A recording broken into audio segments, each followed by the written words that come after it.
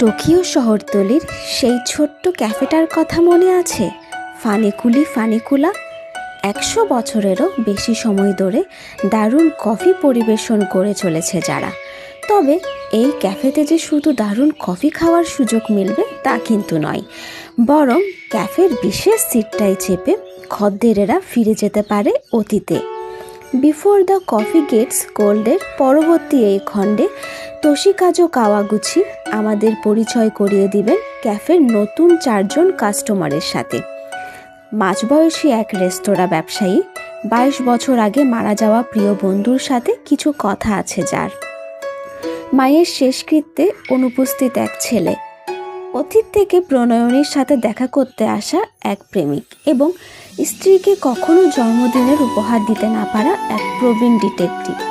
প্রত্যেকের হৃদয়গ্রাহী গল্প আমাদের হৃদয়কে আবারও উদ্বেলিত করবে। আমরা খুঁজে পাব অতীতকে পেছনে ফেলে সামনে এগিয়ে যাওয়ার অনুপ্রেরণা।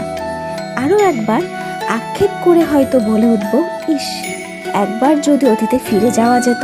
তবে হ্যাঁ, ফিরতে হবে কিন্তু কফি ঠান্ডা হয়ে যাওয়ার আগেই।